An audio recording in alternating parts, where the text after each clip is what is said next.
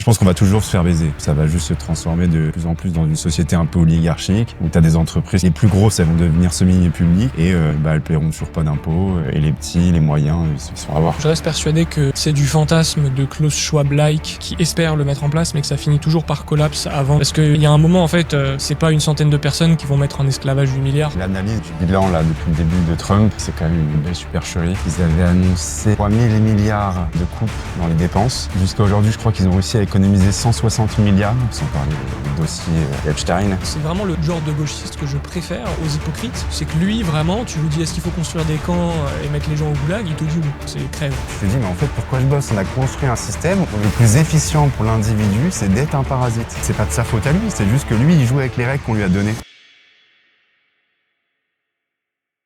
Comment ça va, mec? Bah ça va, mec. On est toujours au même endroit, dans le coworking. Et À c'est vrai Bali? qu'il y a un mec là qui disait, à Bali, qui disait faire un retour d'expérience. Et ouais, ça pourrait être intéressant. Même si je me disais au début, genre je suis pas non plus expatrié en mode j'ai un visa à long terme, j'ai une maison là-bas, j'y vis vraiment. Là, c'est juste de passage. Mais au moins pour l'expérience, de voir ce que ça donne en mode digital nomade. euh, comment c'est là-bas. Parce que j'ai testé les soins, les hôpitaux, le service de santé déjà 2, 3 reprises. Ouais. Et c'est vrai que ça marche bien quand même, hein. Et c'est pas C'est... si cher. Ok. Et tu t'es pas renseigné sur, en tant que local, ce que t'as comme assurance mutuelle, ce que ça coûte? Ouais, non, par contre, ça sera l'étude à faire préliminaire pour le retour d'expérience. Mais ouais, Hmm. ça sera intéressant de voir. Après, j'imagine que normalement, c'est toujours moins cher pour eux. J'espère quand même. Mais Ouais, c'est à sûr. voir. Ah, je pense, ouais. Après, Bali, c'est quand même un truc spécial, quoi. C'est vraiment une île d'expat où il y a des locaux, mais je pense où le niveau de la vie est 15 fois supérieur au reste de l'Indonésie. C'est pas forcément comparable. Je pense que Ouais. les gens qui vivent ici ont déjà un certain niveau de vie qui est pas le même que le reste du pays, mais je sais même pas comment c'est géré politiquement, si c'est indépendant ou pas. J'ai aucune idée de tout ça. Euh, Bah là, par exemple, récemment, il y a eu une descente au niveau d'un des spots balnéaires, à la plage de Bingin. Et en gros, il y a le gouvernement qui est arrivé, ils ont tout filmé et ils ont commencé à taper dans les portes, à tout déglinguer pour faire partir les proprios. Parce qu'en fait, s'ils n'auraient pas de papier, tu vois, conforme pour dire que normalement, ils ont le droit d'être là. Donc, Ok. je pense qu'il y a quand même un peu l'État qui est présent, qui vérifie tout ça. Bon, sûrement avec pas mal de corruption comme partout, hein. Mais, Hmm. euh, mais ouais, j'ai quand même l'impression qu'ils sont actifs. Après, par rapport à la population, il n'y a pas tant d'étrangers que ça par rapport aux locaux, hein. Ah ouais? Genre, Ah, j'étais parce que assez t'es dans une surpris. période. Parce que pourtant, c'est une période touristique là où t'es. Ouais, Enfin, ouais, la c'est la période période. touristique. Mais tu vois, les routes sont blindées assez souvent. Mais au final, quand tu regardes sur la route, bon, après, peut-être que je fais pas la différence entre différentes nationalités, mais on va dire dans les occidentaux, au final, on n'est pas si représentatif, alors que je suis dans les endroits les plus touristiques, tu vois. Ok. Donc, à voir, je regarderai les stats. Ok, ok. Ouais, bah en vrai, ce serait intéressant qu'on fasse ça, je pense, à la rentrée ou un truc comme ça. De toute façon, je pense qu'il y aura deux épisodes de retour d'expérience. Il y aura à la fois retour d'expérience de Bali et je pense dans un an, retour d'expérience d'une expérience entrepreneuriale pour moi sur le paddle. Sur le paddle, voilà. Parce qu'il y en a un qui m'a dit oui, tu lances un projet de paddle et tu sais pas le prononcer. Je t'emmerde. Détail, on s'en bat les couilles. Bref, aujourd'hui, on va parler de deux ou trois sujets. L'idée, c'est de commencer par parler. Alors là, les gens sont un peu calmés, donc ça va permettre d'analyser le sujet un peu plus à froid.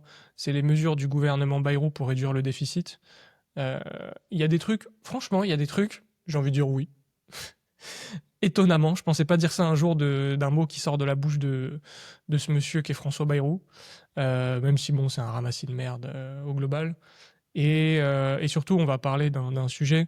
C'est un petit extrait d'une vidéo de Blast, comme on les aime, qui nous explique qu'en fait, les riches peuvent et doivent se barrer et qu'ils nous manqueront pas. Donc, on va écouter ça. Et après, on va voir, il y a Éric Larchevêque qui a pété les plombs sur ça, parce que bah en fait, lui, il s'est senti un peu concerné et visiblement, il a pas envie de se barrer. Et, et du coup, bah ça fait plaisir de voir qu'il y a des entrepreneurs. Et j'avais fait un post là-dessus, parce qu'il y avait aussi Richard Détente de Grand Angle qui avait réagi. Mhm. Et j'avais dit, bah en vrai, je trouve que c'est la meilleure des choses que des entrepreneurs prennent des positions politiques en opposition à ces parasites, et que ce soit pas que des politiques de métier ou des gens qui en fait font rien dans le réel. Donc ça, eux, ils prennent des vrais risques entre guillemets à se mouiller. Et puis surtout, ils savent de quoi ils parlent, quoi. Je trouve ça cool. Ouais. Bah, tant que après ils font pas partie du gouvernement. C'est Ouais, et ça. puis même, j'ai envie de dire, je préférerais presque. En tout cas, je trouve ça moins risqué de mettre un Éric Larchevêque et un Richard Détente au gouvernement que même de mettre une Sarah Knafo, tu vois. Au final, c'est que je me dis, eux au moins, ils ont une expérience entrepreneuriale. Ils ont un passé qui fait qu'ils savent ce que c'est le socialistan. Elle, par exemple, même si elle a les meilleures idées du monde, tu vois, c'est une énarque, Mhm. elle est quand même très proche de Zemmour, Ouais, qui est un étatiste. C'est une politicienne, quoi. Je reste convaincu Ouais. que c'est toujours, non, c'est moi ce moins qui me fait pire. peur, Après, c'est c'est pas souhaitable. ouais. Ce qui me fait peur, c'est juste le conflit d'intérêts après, qui est Ouais, toujours, voilà. qui est impossible à gérer, quoi. Genre, il y aura toujours un moment, un conflit, même si tu dis non, non, là, j'arrive à séparer les deux dans ma vie, genre, ça revient, quoi. Tu fais un dîner, un truc, n'importe quoi, tu parles de ton business et tu essayes de le mettre en avant. Tu peux pas être impartial. Non, non, je suis d'accord. Je dis juste, est-ce que c'est plus souhaitable après? Est-ce que c'est bien? Bon, ça se discute. Euh, donc, par rapport à ce fameux plan Bayrou, donc en gros, l'objectif, hein, c'est qu'en gros, ils se sont rendus compte que la dette publique, elle commence à être trop fat. Qui l'eût cru? Qui l'eût vu venir? Oh, c'est dur à dire. Donc pour rappel, la dette publique, elle dépasse les 3 300 milliards d'euros. Ça fait 114% du PIB. Alors déjà, il y a un premier truc, c'est d'exprimer la dette en pourcentage du PIB. J'ai jamais compris pourquoi. Parce qu'en fait, le PIB, c'est pas l'État français, hein, normalement. Enfin, ça le devient de plus en plus. Mais déjà, je trouve ça super bizarre d'exprimer la dette en pourcentage du PIB. À la limite, plutôt la dette en pourcentage des revenus. Ça pourrait faire sens.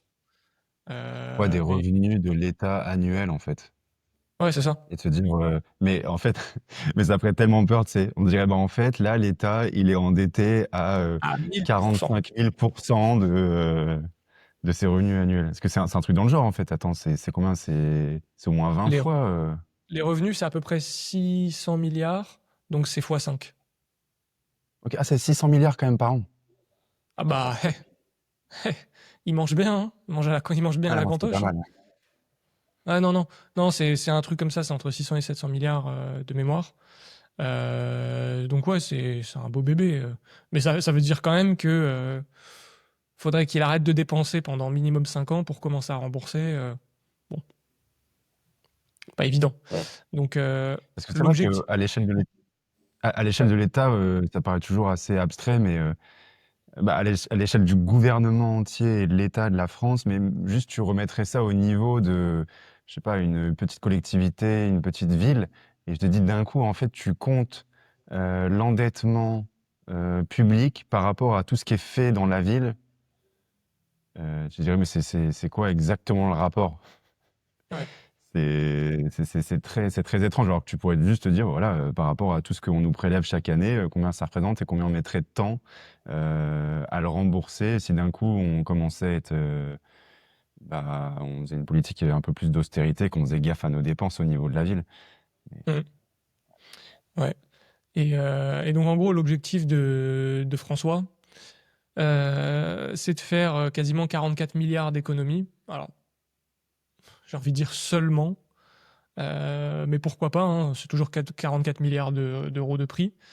Euh, et donc, à la base, ils voulaient faire 40 milliards d'économies, mais en fait, ils ont rajouté quasiment 4 milliards parce que de l'autre côté, ils ont augmenté le budget de l'armée de 3,5 milliards d'euros.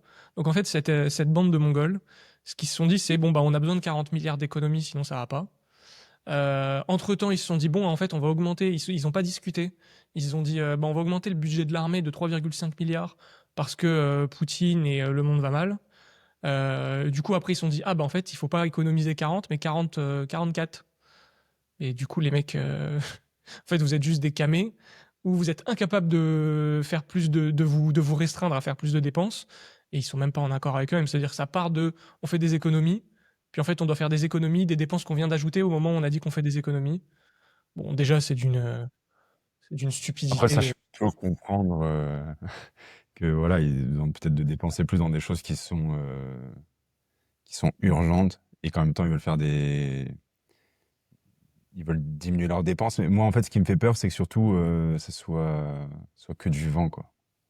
Ouais, C'est bon, juste déjà. envoyer un message de oui, on fait attention, on est dans le mouvement milléiste de la tronçonneuse, on fait un peu comme tout le monde, mais derrière, en fait, il se passe rien. Et en réalité, si après tu regardes vraiment dans les détails, ils ont juste encore augmenté chaque année les dépenses. Ouais. Et j'ai quand même Et, l'impression que c'est tout le temps comme ça, hein. et surtout que là, c'est un point que tu dis qui est assez intéressant, c'est que quand on dit, voilà, ils vont faire 40 milliards et quelques d'économies, on se dit, ah bah tiens, les dépenses vont baisser. Non, elles vont augmenter moins vite. Parce que les dépenses continuent à augmenter chaque année, en valeur absolue. Le truc, c'est qu'ils jouent sur les pourcentages et sur les ratios, et on va le voir juste après, que en fait, c'est une énorme arnaque. Mais en fait, quand ils disent, par exemple, qu'on veut réduire le déficit, donc là, actuellement, on est à entre 5,4 et 5,5% du PIB, c'est une projection sur 2025, et eux, leur objectif, c'est de le ramener à 4,6% en 2026. Sauf que déjà, dans ce cas-là, il y a une variable qu'ils oublient de l'équation, c'est le PIB. Si le PIB augmente, mais qu'on réduit le pourcentage du PIB qu'on prend, en valeur absolue, ça peut toujours augmenter. Donc déjà, ça ne veut pas dire qu'on dépensera moins en dépenses publiques, ça veut dire qu'on peut dépenser plus, mais moins en pourcentage du PIB s'il y a de la croissance. Donc déjà, ça c'est une première arnaque où il ne faut pas se dire, ah en fait ça y est, on rentre dans une vraie austérité. Non, non, calmez-vous.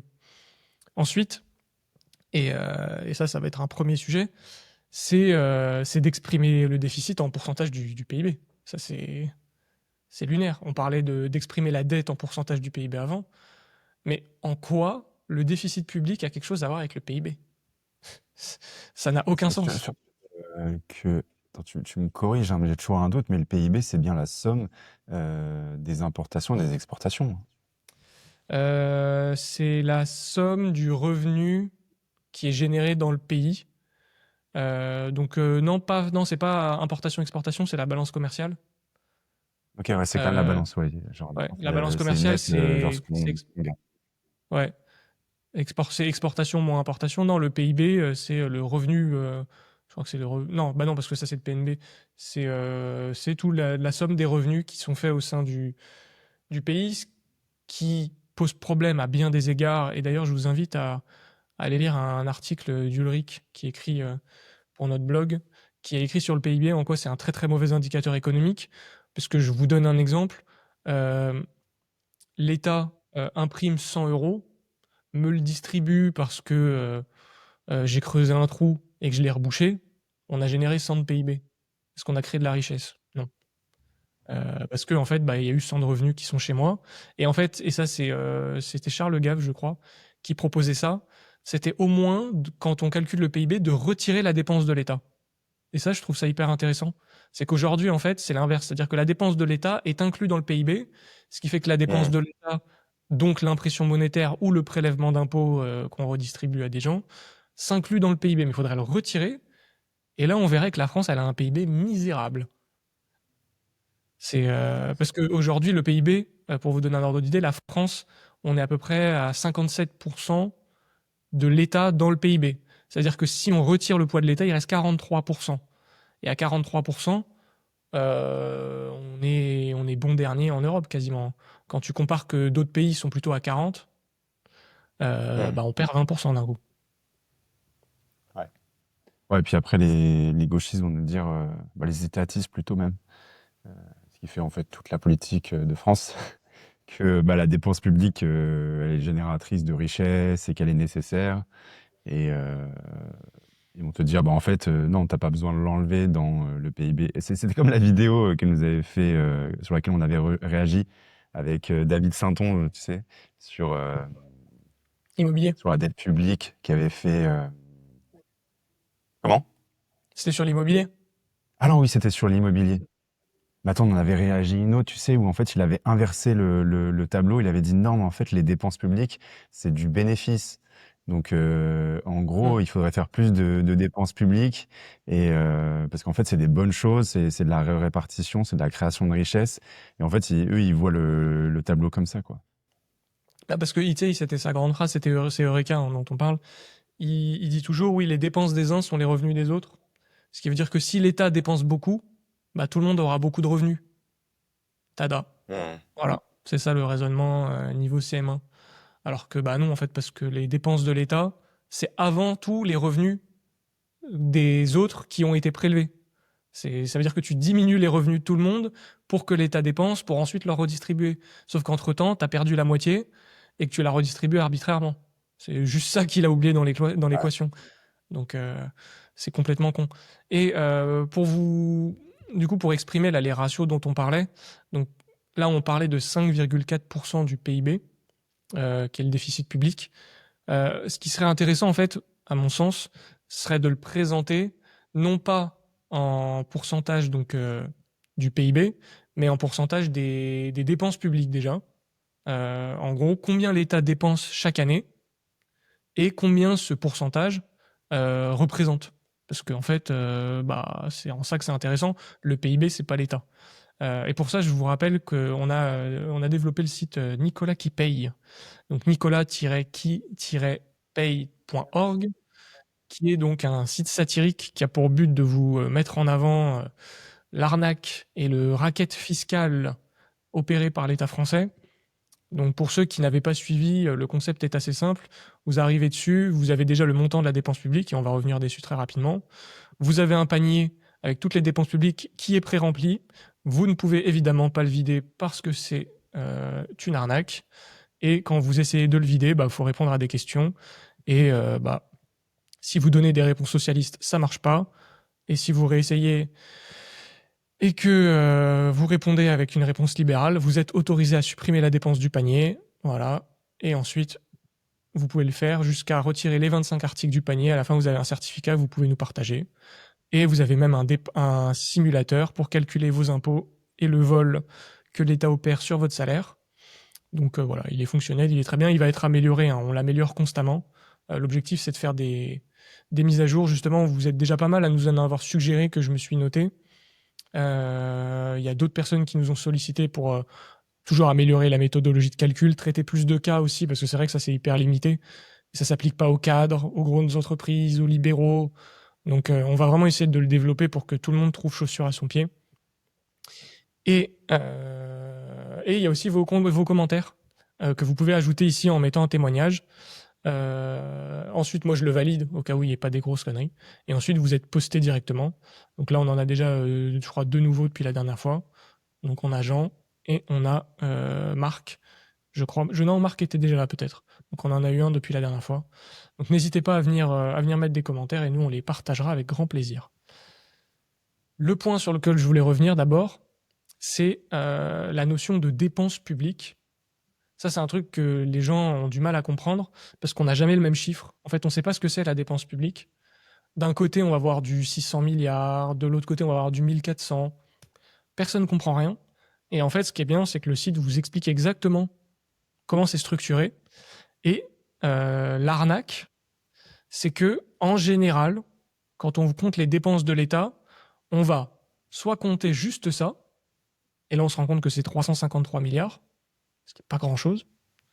Après, les plus honnêtes vont rajouter ça et ça, ce qui là commence à déjà être plus raisonnable, parce que en fait, c'est toujours l'État, hein, c'est toutes les administrations centrales. Si on va là-dessus, vous voyez, la composition de ça, c'est les universités, les établissements publics, toutes les agences nationales à la con, et tous les organismes publics, donc Météo France, enfin, voilà, tous les parasites. Donc bien sûr que ça a à compter. Mais c'est surtout, ils sortent ça là du budget de l'État, ce petit truc. Je sais pas si tu vois ce que c'est ce truc là. Il est joli. Bah, Mais c'est déjà, rien qu'avec les 2 que tu avais mentionnés, on était quand même déjà à plus de, je sais pas, au moins 120-130% des premiers ouais, 300 milliards. Et là, on ouais, double ouais, encore une fois, quoi. exactement. C'est que là, on est à peu près à 700 milliards, 700-800 milliards, si on compte pas la Sécu. Sauf que la Sécu, c'est quand même un beau bébé, hein. On est sur 640 milliards de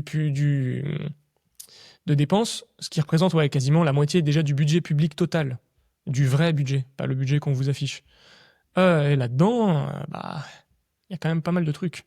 Donc il y a l'assurance santé, donc la Sécu, la retraite, les allocs, le chômage, enfin bref, toutes les joyeusetés du socialistan.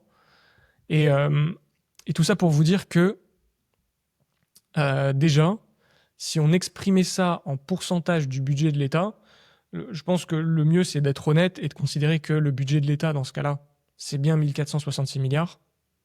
Nous, on va pas faire comme les étatistes qui nous disent non, mais la Sécu, en fait, c'est du salaire différé, donc c'est pas le budget de l'État. Bah non, en fait, ça nous est prélevé, c'est pris, c'est parti. Faut vraiment arrêter avec ce concept. Et dans ce cas-là, bah, le déficit public, serait de, comme tu disais, je pense qu'on est plutôt autour des 30% des revenus de l'État, un truc comme ça. Parce que là, on dit qu'on est à peu près à quoi? Quand on dit qu'on est à 5,4% du PIB, ça fait 150 milliards? 160? ouais, ça fait ouais 150 milliards. T'as raison, c'est ça. C'est à peu près 150 milliards de déficit par an. Donc là, on est plutôt à 10% de ce budget-là, ce qui est le double de ce qui est annoncé, mine de rien. Après, c'est sûr que si on commence à enlever la sécurité sociale et qu'on se met d'accord avec les gauchistes pour dire que ça c'est du salaire différé, que c'est pas le budget de l'État, bah là on passe de 10 à 20%, quoi. Donc ça commence Et à c'est faire beaucoup toujours en d'argent. comptant par rapport au PIB, quoi. Tu comptes pas par rapport au revenu annuel. Là après non, là je calcule le déficit, oui par rapport au revenu, oui tu as raison. Oui oui. Ouais. C'est pour ça. Mais c'est pour ça que faites vraiment très attention, hein, la conclusion de ça, c'est comment sont exprimés les pourcentages, de quoi est-ce qu'on parle, sur quelle base, qui paye quoi.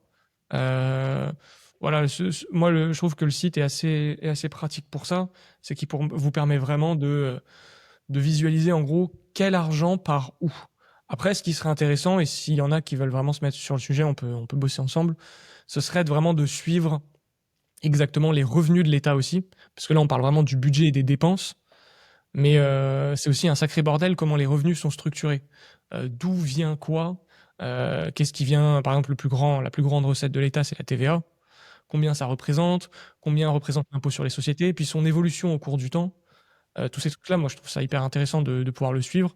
Et surtout qu'en fait, ça permet de juger très facilement chaque décision politique et son impact dans le réel. Exemple, on reproche à Macron d'être un méchant libéral parce que il a baissé l'impôt sur les sociétés. C'est un fait. C'est vrai que depuis les mandats Macron, on a le taux réduit jusqu'à 42 000 euros de bénéfices à 15%, et sinon c'est 25 au-delà. Ce qui est, sincèrement, l'impôt sur les sociétés, en France, on n'est pas trop mal loti. C'est vraiment pas un cauchemar. 25, c'est beaucoup. Mais vu qu'il y a le taux à 15 au début, si tu fais une moyenne jusqu'à 42 000 pour les petites boîtes, tu peux t'en sortir. Et donc, les gens reprochent à Macron d'avoir fait des cadeaux aux entreprises. Sauf que, et je vous invite à le rechercher, je ne l'ai pas sous les yeux, mais je peux vous le sourcer de sources sûres. Si on regarde les recettes fiscales liées à l'impôt sur les sociétés, il a baissé le taux, mais les recettes ont augmenté. Donc depuis 5, voire même 10 ans, je crois, les recettes augmentent. C'est-à-dire qu'on prend moins en pourcentage, mais ça permet aux entreprises de faire un peu plus de bénéfices. Et du coup, bah, on prend un peu plus en valeur absolue. Donc c'est pour ça que je trouve C'est ça, surtout que sur là, ça. Ouais. non, non, mais les taux dont tu parles, en plus, c'est les montants. Là, tu parlais, c'était autour des 40 000. Genre là, on parle juste de petites boîtes, en fait, hein. Donc, Mmh. au final, c'est quand même une mesure. Ils vont dire oui, ça va avantager les patrons et tout, mais là, on parle de petits patrons, hein. La boîte qui fait des centaines de millions et des milliards, elle, de toute façon, elle est pas concernée, quoi. Elle est sous des stratagèmes d'optimisation fiscale, des fondations, des trucs dans tous les sens qui font que qu'ils changent ça ou non, ça fait rien, quoi. Ouais, bah, c'est clairement ça. Puis surtout que, en fait, et ça, c'est un point aussi, mais on va en parler juste après avec l'extrait de Blast qui veut taxer les riches ou leur dire de se barrer. Ce que les gens comprennent pas, c'est qu'on pourrait mettre 90% d'impôts sur les sociétés. On peut. Bon, déjà, bah, tout le monde va se barrer. Et ceux qui se barrent pas, en fait, c'est juste qu'ils vont arrêter de faire que leur exploitation en France va se stopper. Exemple, Google opère en France. Bon, alors le meilleur cas, c'est Amazon, parce que Google, je crois qu'il paye un peu en France. Mais Amazon, il me semble qu'il paye aucun impôt société en France. Pourquoi? Parce que tu as une société Amazon qui opère en France, qui doit sûrement faire d'une quelconque façon des bénéfices, hein, parce que c'est une entreprise profitable et bien gérée. Sauf que ces bénéfices-là, bah, plutôt que la société française les paye en France, ils vont pas réaliser leurs bénéfices, ils vont passer des dépenses dessus, refaire monter ça dans des holdings qui sont en Irlande, où l'impôt société est 5 fois inférieur. Ce qui fait que la société française, mince, elle fait pas de bénéfices, trop relou, on va pas payer 25%. Mais par contre, la société irlandaise, paf, elle récupère tous les bénéfices qui remontent. Et au final, leur taux moyen d'imposition, ça va être 6%. Et après, tu as tous les Mongols qui vont dire ah bah faut augmenter les taxes. Mais oui, mais mettez 90% France, ça changera rien. On récupérera rien. Ouais. Par contre, le peu de gens qui étaient encore là, tous les Nicolas qui ont des entreprises, ils vont se barrer. Ils vont se barrer parce que eux, par contre, passer de 25 à 90, ouais, là, ça va être compliqué. Donc, bref, les Ouais, gens n'ont après, ça, aucune. c'est la première étape. Après, souvent, ils demandent un contrôle international sur les bénéfices des entreprises et la fiscalité, avoir des organismes qui vont pouvoir tout vérifier et surtout, tu sais, aligner l'imposition partout dans la zone. Après, est-ce que c'est faisable ou non? J'ai quand même un doute. Bah, Mais pour moi, c'est avec une le nouvel évidence. ordre mondial, il y a moyen qu'au fur et à mesure ça arrive. Mais je pense qu'on va toujours se faire baiser. C'est que, bah, au fur et à mesure, ça va juste se transformer de plus en plus dans une société un peu oligarchique, où tu as des entreprises qui sont les plus grosses, elles vont devenir semi-publiques, et bah, elles paieront toujours pas d'impôts, les dirigeants gagneront toujours leur thune, et les petits, les moyens, ils sont à voir, quoi. Ouais, après, moi, tu vois, je suis un peu moins pessimiste à l'échelle mondiale. Je pense que vraiment, à l'échelle mondiale, euh, il y aura toujours en fait une concurrence entre pays et entre juridictions. Et Ouais, moi, je commence à avoir des doutes quand même, hein. bah, en vrai, tu Bon, le vois sérieusement, avoir des aujourd'hui. doutes, quand tu vois, par exemple, moi, pour le truc qui m'a le plus choqué, tu vois, c'est la pandémie avec le rhume 19. Genre, Mm. ils ont tous réussi à se mettre d'accord là, tu vois, quasiment. Et je me Ouais. dis, quand on parle d'impôts, pourquoi ils n'arriveraient pas un jour là, à se mettre d'accord, à trouver une bonne supercherie pour que d'un coup, on soit tous logés à la même enseigne et qu'il n'y ait plus d'exit. Parce qu'au final, je pense que s'ils le font pas aujourd'hui, c'est parce qu'ils n'ont pas la technologie nécessaire ou que le maillage, tu vois, de l'information et leur système pour se partager les comptes, il n'est pas encore bien foutu. Mais je pense que quand ça sera mis au point, il y a moyen que ça arrive, tu vois. Non, moi, j'y Surtout, crois tu sais, vraiment. on en avait parlé avec comment il s'appelle Babar le complotard.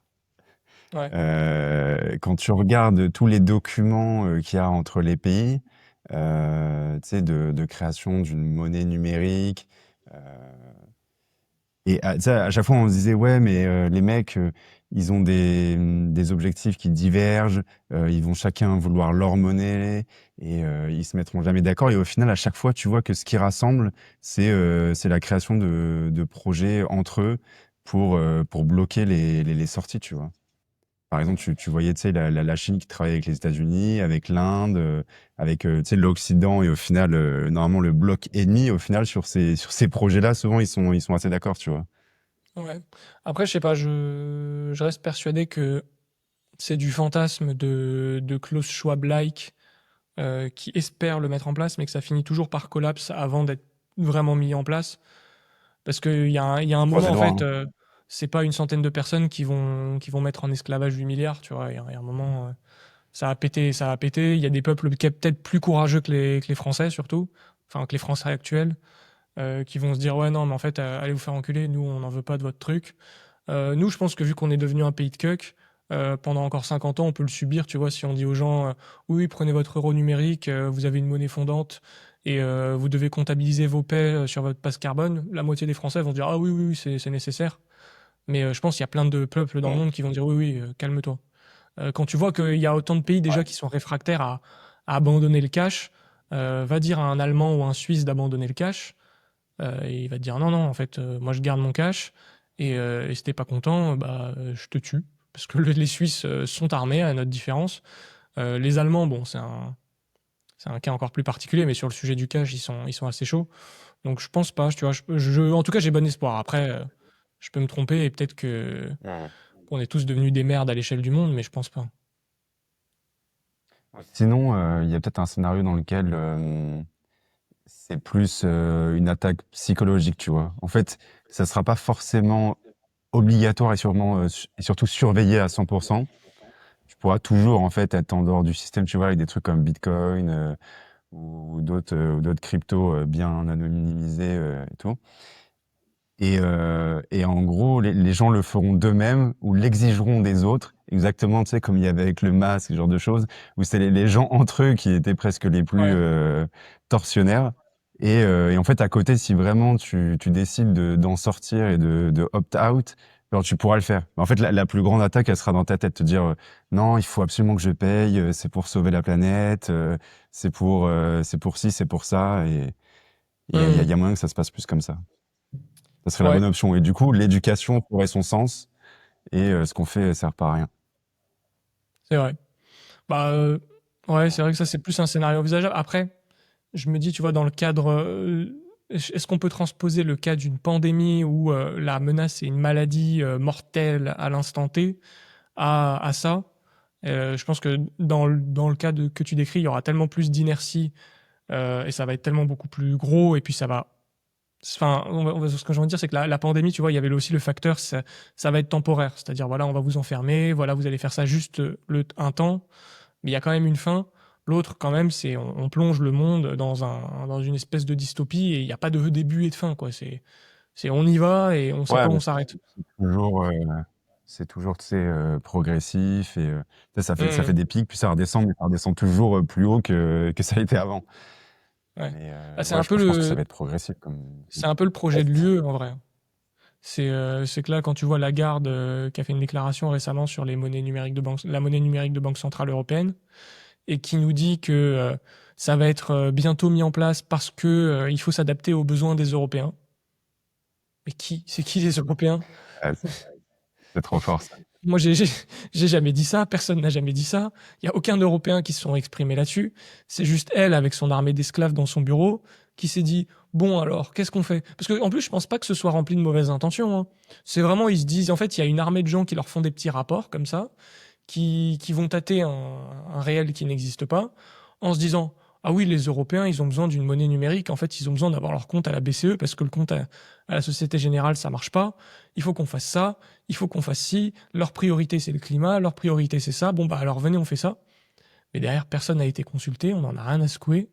Et elle, elle te sort un discours comme ça, mais c'est un niveau de culot que je trouve monstrueux. Et je sais pas quand est-ce que la dissonance cognitive va s'arrêter. Parce que ces gens sont dangereux, faut les mettre en prison, hein. Ils sont. Enfin, quand on voit le gaspillage en plus de thunes qui part là-dedans, parce que c'est notre argent qui finance cette mascarade, tu dis putain, pour le coup, je préférais qu'on construise des hôpitaux avec tout ça. Ouais, ce qui coûte cher, hein. Faut voir le monde qu'il y a au niveau de la BCE, leur salaire.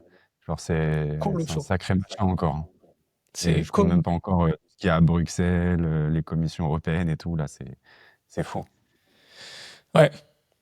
Et pour revenir, bah, en parlant encore de dépenses publiques, à notre plan, à notre monsieur Bayrou, je vais vous lister quand même quelques mesures, dont certaines je trouve assez intéressantes, mais comme tu l'as dit au début, à voir s'ils le font vraiment. Ils voulaient mettre en place dès deux, alors, même ça, hein, vraiment, waouh, le courage. Mettre dès 2026 en place la suppression de 3000 postes publics. Waouh! Énorme. C'est la tronçonneuse, là, hein, c'est. Vraiment, on peut plus l'arrêter, le mec est en roue libre. Ensuite, bon, bah, par exemple, supprimer des agences publiques jugées improductives. Bon, bah là, on est quand même au paroxysme de la subjectivité, hein. Qu'est-ce que c'est qu'une agence publique jugée improductive? On n'en sait rien. Ensuite, Il voulait geler les barèmes de l'impôt sur le revenu et de la CSG, bon, pourquoi pas. Geler les prestations sociales des retraites en 2026, donc ne pas les augmenter. Bon, pourquoi pas, hein, ça devrait être Et, normal. Mais bon. tout ça, ça me fait vraiment penser avec c'est le Doge et ce que avait promis Trump. Ouais. Et je regardais là ce matin justement une vidéo d'un mec que je vous conseille vraiment si vous le connaissez pas déjà, c'est Juste Milieu. Je crois qu'il s'appelle Rémi, le gars qui présente ça. Euh, et il faisait l'analyse un peu du bilan là depuis le début de Trump. Et c'est vrai que c'est quand même une belle supercherie. Ce qu'ils avaient annoncé, si je dis pas de bêtises, 3000 milliards de coupes dans les dépenses. Ouais. Au final, c'est passé à 1 ou 2 milliards. Maintenant, jusqu'à aujourd'hui, je crois qu'ils ont réussi à économiser 160 milliards. Et hier, je sais plus quoi, il y a une semaine, il a déjà proposé 300 milliards de plus pour l'armée, justement. Ouais. Et donc, on est déjà à plus 160 milliards. Donc, en fait, il y a aucune coupe. Et Ouais. bon, ça fait partie d'un des scams parmi tant d'autres, sans parler des dossiers sur Epstein. Epstein. Et puis tout le reste, quoi. C'est pour ça, moi, Ouais. quand maintenant j'entends Bayrou là qui parle de ça, déjà Trump, on pouvait avoir un petit espoir, mais alors du Bayrou, Hmm. j'ai plus aucun espoir là-dedans. Ouais, et puis moi, je trouve que ce qui s'est passé avec Trump, Musk et compagnie, vraiment, c'est une énorme fraude, cette histoire. Enfin, moi, en tout cas, mon cœur balance vers Musk. Bon, déjà parce que c'est un entrepreneur et pas un politique. Donc, même si Trump, alors Trump pour moi, c'est un entrepreneur, mais bon, c'est très discutable son parcours entrepreneurial quand même. Mais mon cœur balance plutôt du côté de Musk, surtout que, en tout cas, la source avait l'air correcte. C'est que moi, je me disais, il y a quand même un problème avec Musk, il a un énorme conflit d'intérêts avec Tesla, SpaceX, et c'est vrai. C'est quand même des entreprises qui, pour SpaceX, vivent de la commande publique. Après, j'ai envie de dire, SpaceX, c'est quand même l'entreprise qui vit de la commande publique, mais qui innove le plus dans le monde, donc ça va. De toute façon, le privé, pour l'instant, n'a pas le droit de s'emparer du spatial, vu que c'est du domaine de l'armée. Donc j'ai envie de dire, bon, why not? Et surtout avec Tesla. Et avec Tesla, bah, ils profitent beaucoup aussi du fait qu'on veut mettre en avant la voiture électrique, etc. Et a priori, lui, il l'aurait dit ouvertement, il aurait dit, non, moi, je veux qu'on arrête toutes les aides aux véhicules électriques. Je veux pas que Tesla bénéficie de subventions. Je veux qu'on soit en concurrence avec le reste. Et si dans ce cas c'est honnête, bah, je trouve que c'est déjà tout à son honneur. Et surtout, ça renforce le fait que bah, le problème dans l'équation, c'est juste que Trump, en fait, c'est un politicien comme les autres, qui en a rien à secouer de réduire les dépenses. Lui, son seul but, c'est de suivre son agenda. Et donc, c'est pour ça qu'il a évincé Musk. Et c'est pour ça que, comme tu dis, en fait, à la fin, il va juste empiler de la dépense, quoi. Mmh. Mais Bon, après, il y avait une théorie qui était avancée par justement le mec de Juste Milieu, qu'en gros, bah, Musk, c'est un peu aujourd'hui l'op- le fork républicain pour éviter que les voix tombent chez les démocrates et qu'en gros, c'est juste un moyen de rattraper le, les votants, tu vois, et tout le parti, parce que sinon, en fait, d'un coup, là, je crois que dans les sondages, là, Trump, il est en train de dégringoler. ouais. Et pour les midterms, à un moment, ils vont devoir revoir qui est c'est leur parlement, là.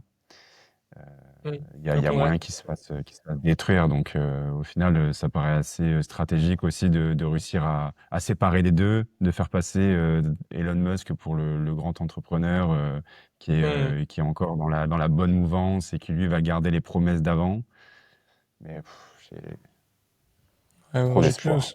Ça ressemble quand même à une vaste blague. Euh, Bon, je vais pas vous faire toutes les mesures du plan Bayrou. Je pense que vous pourrez tous les retrouver. Mais en tout cas, moi, je pense que ce qu'il faut retenir de ça, c'est que ne vous laissez pas. Bon, alors, déjà, petit message aux gauchistes et aux étatistes. Ceux qui s'indignent de ce plan. Oui, parce qu'il y a quand même un truc marrant, c'est qu'ils voulaient supprimer 2 jours fériés aussi. Ça, par contre, ça m'a fait marrer. Et ben maintenant, c'est pareil pour toi, qu'on est plus salarié. Là, récemment, bah, vu qu'on a des stagiaires sur notre boîte, d'ailleurs, petit placement de produit pour notre boîte Pixelysium. Si vous avez besoin de sites web, de logiciels, d'applications web, d'applications mobiles, n'hésitez pas à cliquer sur le premier lien dans la description. Ça vous redirige vers la landing page de notre site. Et dessus, vous pouvez réserver tout simplement un rendez-vous gratuit avec nous. C'est un appel de 15-30 minutes. On discute, vous nous exposez votre projet et si vous êtes chaud, si on est chaud, bah, on le fait ensemble. Donc n'hésitez pas à faire un tour dessus. Vous pouvez aussi nous envoyer directement un message via un formulaire de contact si vous n'avez pas envie de nous parler, ce qu'on comprend. Et puis voilà, hein. Et n'hésitez pas à en parler autour de vous. On a aussi un processus d'apporteur d'affaires. C'est-à-dire que bah voilà, si vous appréciez notre travail et que vous trouvez qu'on est compétent, il y a des cas clients sur notre site pour l'attester. Vous pouvez aussi nous recommander. Et si les personnes viennent de votre part, nous, on peut vous rétribuer d'une commission sur les deals que vous nous apportez en tant qu'apporteur d'affaires. C'est un truc qu'on fait aussi. Donc n'hésitez pas à nous contacter si vous voulez le faire. Ça pourra potentiellement nous intéresser.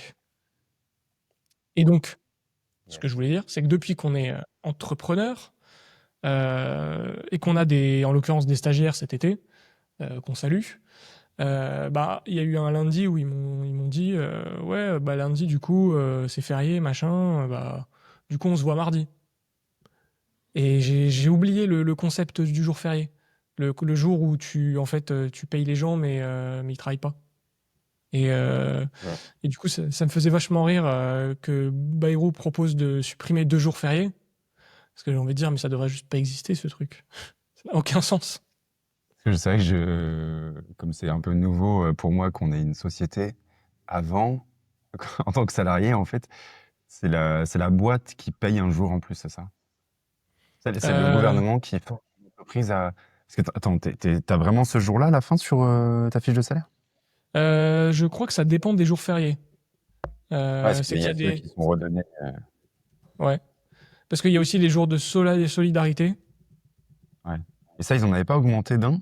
Genre, je crois qu'il y en avait qu'un seul et après on est passé à deux ou. Il y en avait un. Ah oui, c'est vrai qu'ils voulaient en passer un deuxième, mais c'est vrai qu'il y en a un, c'est pour les retraites. Enfin, c'est ça la solidarité, hein, c'est le vol.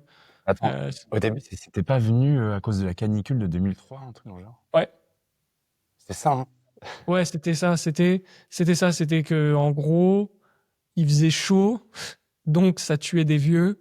Donc, par solidarité, vous allez travailler un jour de plus gratuitement. Tu vois, quand on parle de trucs temporaires, tu me disais, Ouais, oui, non, mais. je vois pas comment ils vont pouvoir mettre ça et que ça reste. Le truc, voilà ce que ça fait le réchauffement climatique dans la vraie vie, c'est que maintenant, tous les 365 jours, tu travailles un jour pour le gouvernement. Mais Ouais. c'est pour les retraités, c'est pour les Ouais, sauver. enfin, en Attends, réalité, tu mais travailles laisse- 200 jours, hein. ouais.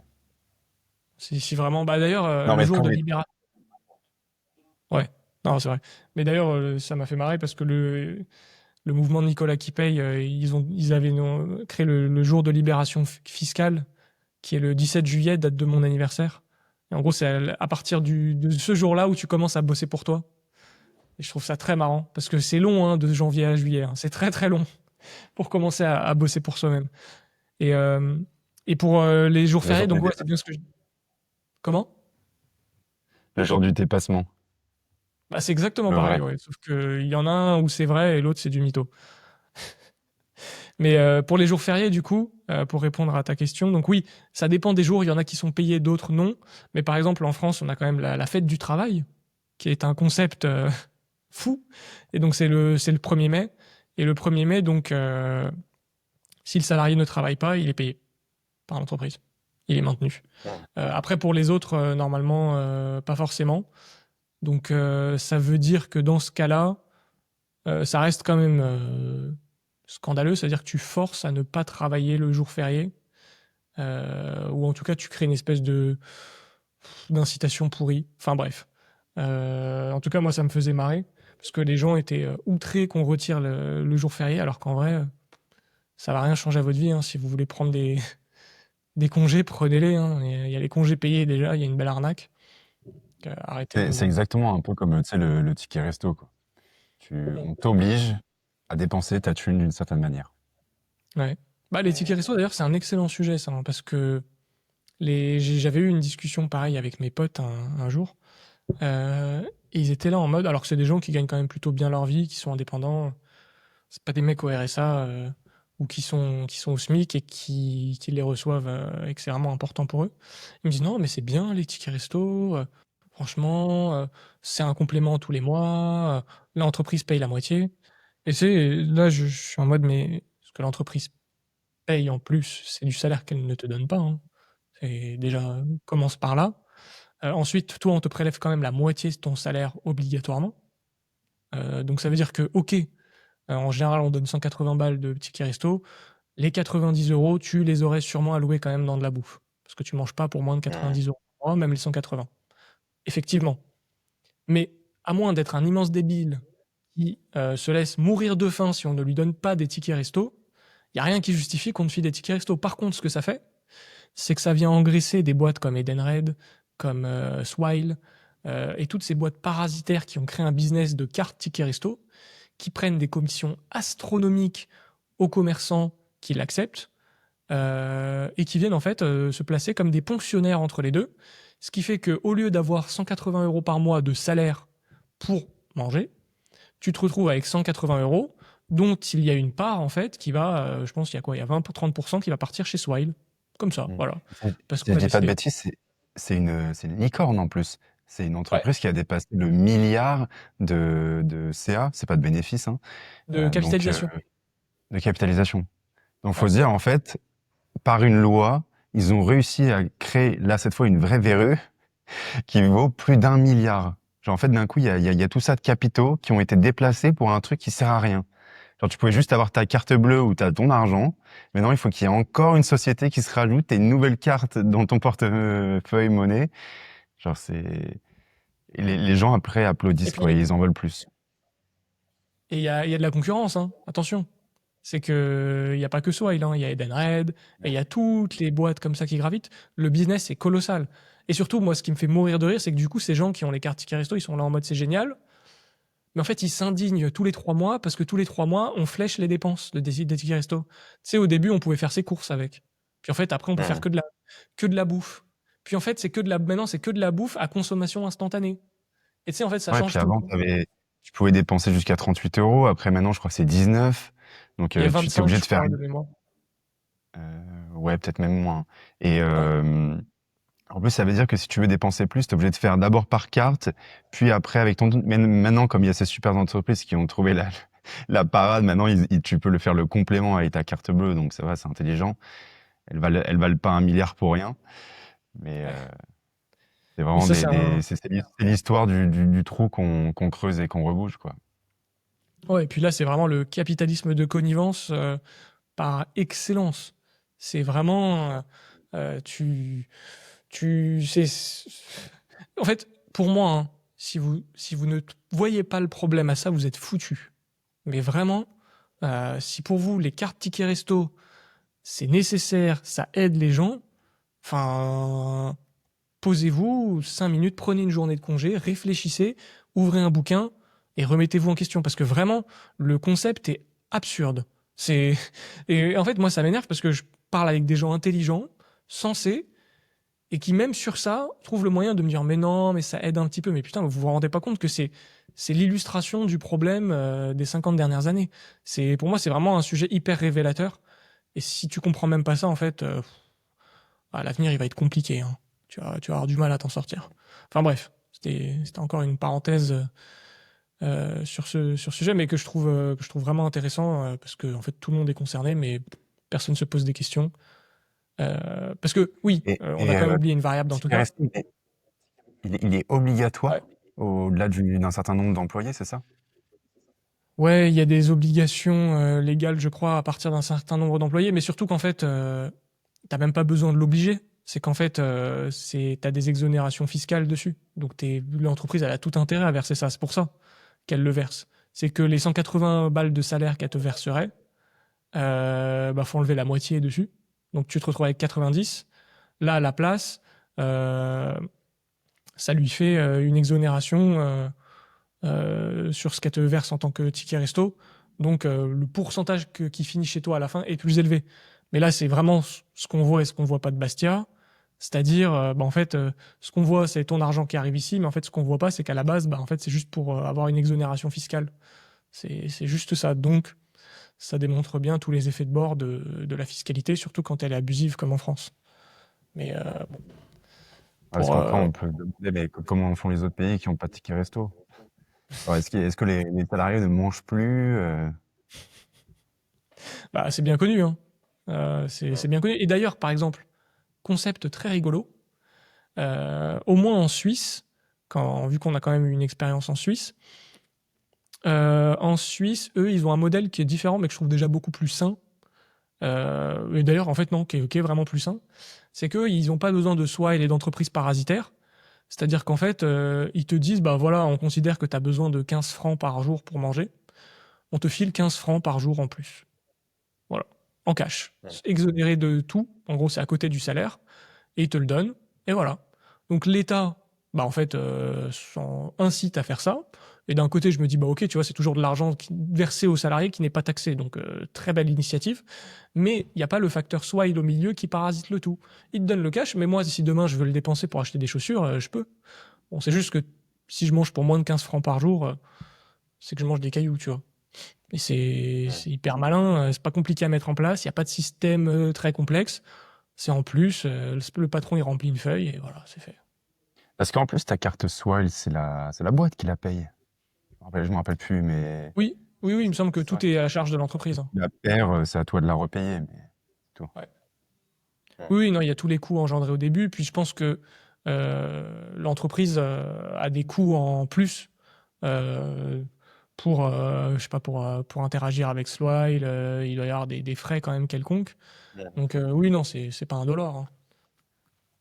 Et, euh, Et je pense que c'est le moment de passer à notre sujet suivant qui devait être un sujet principal, mais vu qu'on ne s'arrête pas de parler, ça ne l'est pas. C'est un petit extrait, pardon, de nos amis de chez Blast, qu'on salue et qu'on adore parce qu'ils nous créent quand même beaucoup de contenu. Et sans eux, bah, on pourrait beaucoup moins vous partager de contenu, ce qui est quand même dommage. Je te propose qu'on se mate la vidéo, à voir si on fait pause, mais je crois pas. Donc, bon, je pense que vous avez le contexte, hein. Donc, les riches peuvent s'en aller, ils ne nous manqueront pas. Voilà, c'est une citation de cette espèce de cuck. Alors, pour vous juste donner une inside, ce monsieur est chercheur au CNRS en philosophie politique de je sais pas quoi. Donc, en gros, c'est un fonctionnaire, hein. Il vit au crochet de l'État et des productifs. C'est quand même important de l'avoir en tête quand on l'écoute. La droite arrive et dit les riches vont s'en aller.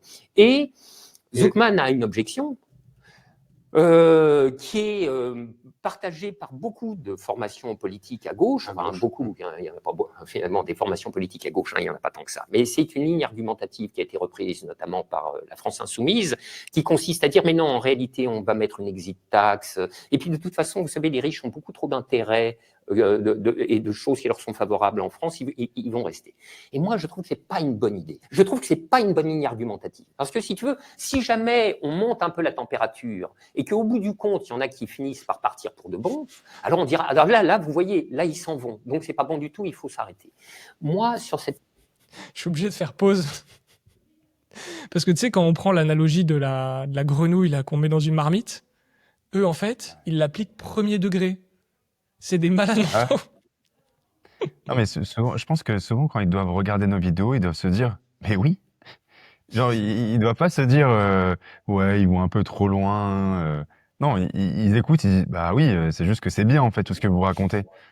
Et Mais je c'est l'avais là où jamais les gens entendu. captent. En fait, je pense tu sais, il y a un milieu un peu mou de la gauche qui doit se dire, non, mais c'est pas ce qu'ils veulent dire, ils voudraient pas ça. Et en fait, les vrais penseurs qui sont vraiment à gauche-gauche, ils sont là, mais oui, on veut les faire crever. C'est exactement ça. Mais en fait, je l'avais jamais entendu aussi clairement. Tu sais. En plus, là, il prend vraiment l'analogie de la marmite. Genre, en vrai, j'ai envie de dire, alors là, c'est vraiment le genre de gauchiste que je préfère aux hypocrites. C'est que lui, vraiment, tu lui dis est-ce qu'il faut construire des camps et mettre les gens au goulag, il te dit oui. Au moins, il n'y a pas de oui, non, mais en fait, il faudrait faire une imposition basée sur le don que tu fais. Non, non, c'est crève. Il n'y a pas de discussion, c'est voilà. Donc, merci pour ton honnêteté, Frédéric. question, ma ligne serait plutôt la suivante. Ils veulent partir, mais c'est parfait. on leur montre la porte, on la leur tient si besoin est, ils la franchissent, et dans un sens uniquement, ils ne reviennent pas. Au passage, alors, on peut effectivement leur appliquer une exit tax ou, je ne sais pas, une confiscation de leurs avoirs financiers. Enfin, ce que je sais, on peut avoir de l'imagination. Vraiment, j'insiste, je suis désolé. Il a employé le terme confiscation. Mais vraiment, qu'est-ce qui les sépare, qu'est-ce qui les différencie de la Gestapo? Vraiment, à quel moment c'est juste qu'ils ne ciblent pas une population en particulier? C'est exactement la même chose. Hein. Vraiment. Et puis quand il dit ça, on peut avoir de l'imagination. Bah ah oui, bah t'inquiète. Pour ça, vous savez que dans l'histoire, on a souvent eu de l'imagination. Quand quelqu'un voulait fuir un pays, qu'est-ce qu'on lui faisait? Ça fait froid dans le dos. Ouais. Et je voudrais juste rappeler quand même que notre position, je te mets dans le tas, hein, mais genre c'est pas de protéger de manière arbitraire n'importe quelle personne qui est riche. C'est juste que tout le monde soit logé à la même enseigne. Et que bah, si tu as réussi à acquérir cette fortune d'une manière honnête et que tu n'as pas utilisé l'appareil étatique, que tu n'as pas blackmail des personnes ou tu fais partie d'un réseau mafieux, bah, dans le cas contraire, oui, pourquoi on devrait t'arracher ta fortune parce que tu as mieux réussi que les autres? Y a pas de Ce que raison. tu dis, c'est important parce que il y a 2 points essentiels là-dedans. C'est comment la fortune a été acquise. Mais le problème, c'est que quand bien même, par exemple, on prend Bernard Arnault, qui est souvent pointé du doigt, Bernard Arnault, la façon dont il a acquis sa fortune, personnellement, il y a des points avec lesquels je suis pas du tout pour. Il y a eu de la connivence avec l'État, ça reste un énorme cantillionnaire, donc qui profite de l'impression monétaire, de la dette. Donc c'est pas quelqu'un qui, à mon sens, s'est fait sa fortune de façon honnête, d'un point de vue propriété privée et même éthique et morale. Cela dit, il y a aussi un autre point qu'il faut prendre en compte, c'est que maintenant que c'est fait, maintenant qu'il y en a plein des comme lui, maintenant que c'est un peu le bordel, et que on a construit une société qui, en fait, c'est trop tard. Il y a une logique libertarienne qui dit que, en fait, on peut essayer de revenir rétrospectivement, et je crois que c'est Hans Hermann Hoppe qui en parle, sur tout ce qui a été mal acquis, pour essayer de le récupérer et de voir pour soit le redistribuer, soit de faire quelque chose avec. Sauf que là, on a atteint un tel niveau qu'en fait, faut juste remettre les pendules à zéro, c'est-à-dire on réapplique les mêmes lois pour tout le monde, on arrête les privilèges, on arrête les passe-droits, tout le monde garde ce qu'il a actuellement, on va pas spolier les gens, et on y va. Et à partir de ça, en fait, si Bernard Arnault est vraiment bon, il conservera sa fortune. Et il s'avère qu'en réalité, dans un vrai pays libre, perpétuer une fortune, déjà une fortune aussi grosse, on ne peut pas en créer, et la perpétuer, c'est quasiment impossible. En Non, mais deux, trois générations, t'es ruiné. sinon aussi, à minima, on peut juste appliquer le droit. Et Aussi. s'il a vraiment fait des conneries, bah, il est jugé, il a des pénalités, une amende. Bien sûr. Puis voilà, quoi. Ça En marche plus, aussi, quoi. c'est ça, T'es c'est pas que obligé de faire bouillir le mec dans la casserole. c'est vrai. Non, mais c'est vrai que ce que tu dis, ça reviendrait à juste analyser son passé et essayer de voir rétrospectivement ce qui a été bien acquis ou mal acquis. Et à part dessus ça, tu fais un ratio et tu dis, ok, là, en fait, t'as acquis cette boîte, mais en fait, t'étais de connivence avec l'institution, je sais pas quoi, qui a foutu la merde et qui t'a permis de l'acquérir. C'est mal acquis, on va le céder et voilà. Et dans ce cas-là, c'est une décision de justice. Et c'est pas.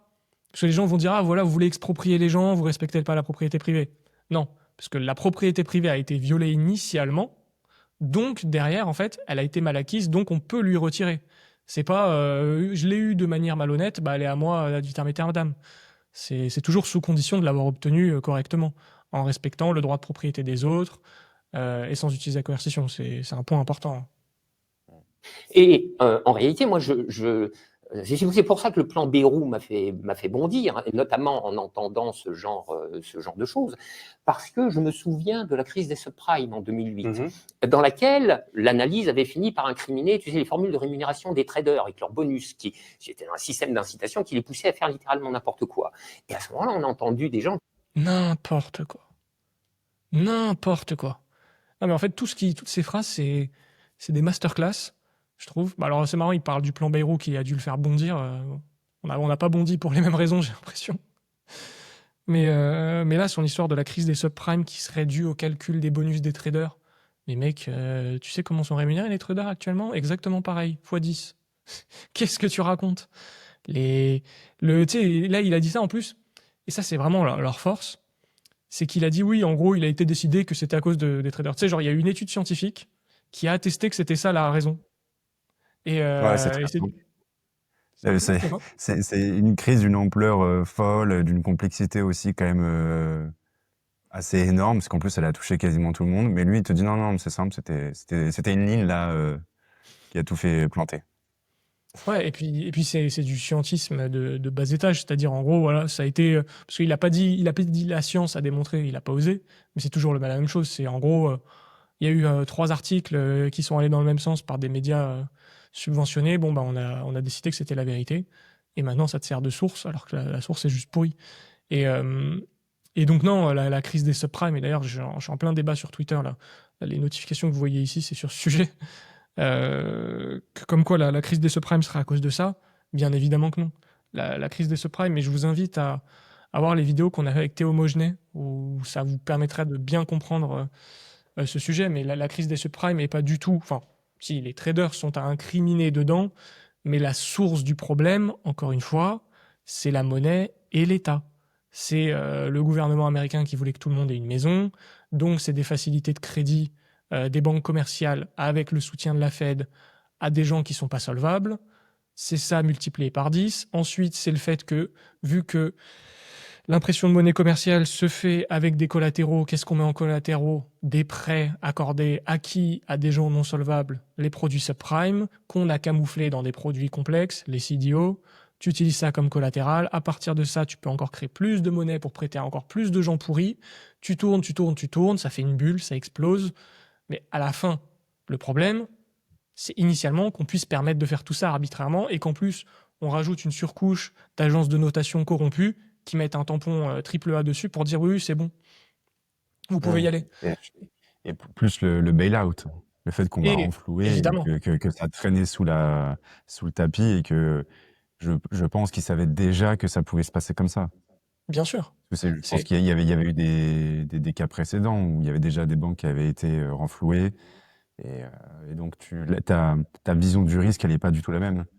Tu peux te permettre d'aller beaucoup plus loin et de faire comme ils le disent avec les traders, prendre beaucoup plus de risques parce qu'ils savent que à la fin, too big to fail. ça.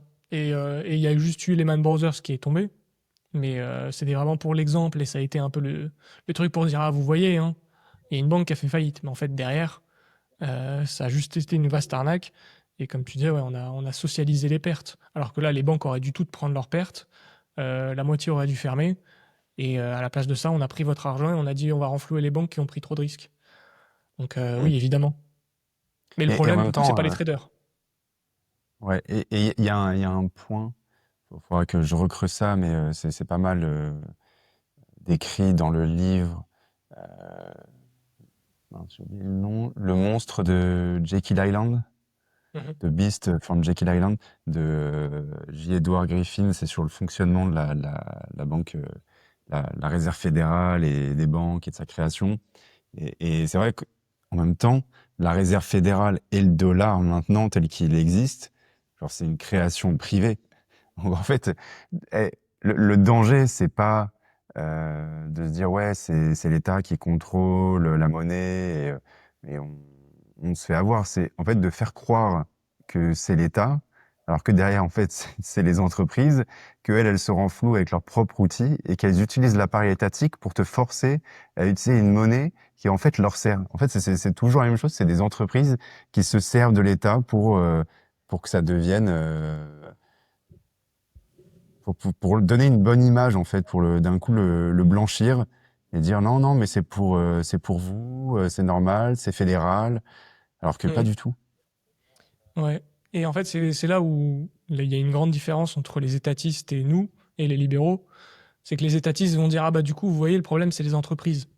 Mais non, en fait, le problème, c'est que l'État ait ce pouvoir et qu'il puisse être utilisé par les entreprises. Parce qu'en fait, la seule solution des étatistes et des socialistes, c'est de dire on va s'attaquer aux entreprises.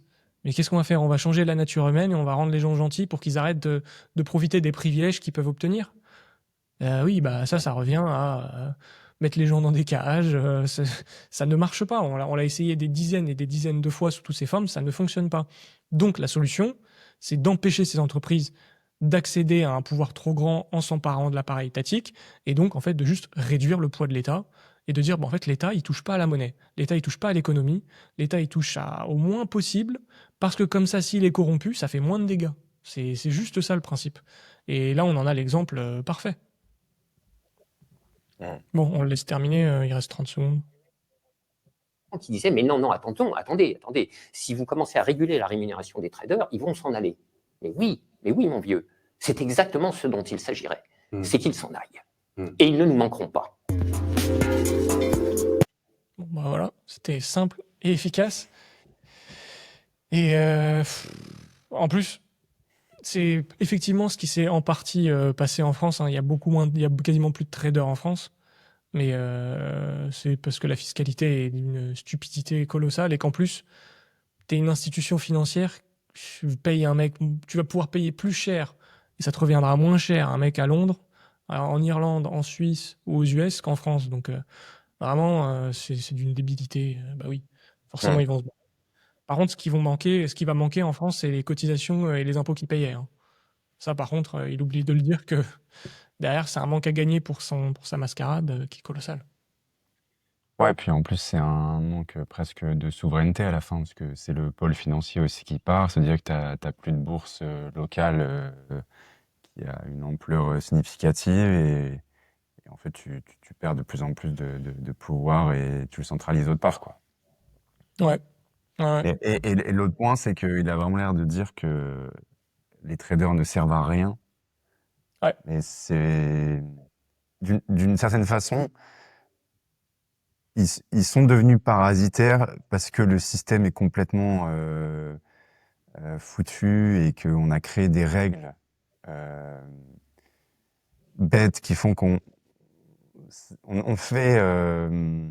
on attend du coup une réponse bête du marché et les traders la donnent et eux ils exploitent le système tel qu'on l'a créé. Sauf qu'au début, le trader, il a quand même une utilité, c'est qu'il va essayer de rendre le marché plus efficient et de prendre les risques à ta place ou à la place essayer de maximiser en fait quel devrait être le bon prix des choses. Et grâce à ça, au fur et à mesure, il fait que le marché il s'adapte plus vite. Il va permettre de faire comment ça s'appelle l'arbitrage. Quand il va y avoir des changements trop violents entre deux régions, lui il va aller acheter d'un côté où c'est moins cher pour revendre de l'autre, et au fur et à mesure les prix se rééquilibrent. Tout ça, c'est aussi le besoin du trader, et puis ça aussi évite les risques dans le temps, avec tout ce que les stratégies de short, ce genre de choses. Genre, il y a une vraie utilité au départ, mais le problème, c'est qu'aujourd'hui, oui, quand tu as créé un système qui est complètement pourri, tout le monde, au final, devient une sorte de parasite, parce qu'en final, c'est le seul moyen de vivre dans ce système. Ça, c'est comme les vidéos de gens en France, par exemple, ça va être souvent quand même des immigrés qui vont expliquer, ouais, mais pourquoi vous travaillez? Genre, les mecs, vous avez juste besoin d'avoir le RSA, d'avoir 2 gosses ou 4, de toucher telle aide, et à la fin, tu as quasiment le salaire d'un ingénieur, et tu te dis: «Mais en fait, pourquoi je bosse?» Mais c'est juste qu'on a construit un système où le plus efficient pour l'individu, c'est d'être un parasite. Mais c'est pas de sa faute à lui, c'est juste que lui, il joue avec les règles qu'on lui a données. Et c'est pareil pour le trader. Ouais. Mais par rapport à ça, moi j'ai une anecdote et ça m'avait fait énormément de peine. J'avais travaillé dans un supermarché il y a peut-être 6 ans, job d'été pendant 2 mois. Et j'étais avec un mec qui, sincèrement, je l'admirais, tu vois, parce que c'est un mec qui avait pas fait d'études. C'était un petit supermarché pas hyper gros. Et je me souviens, tu vois, il était payé le SMIC, hein, donc un 1400 et quelques, pas plus. Parce que en fait, payer 1 € de plus que le SMIC pour le patron, c'est ingérable, et que c'était un petit patron qui avait pas trop les moyens.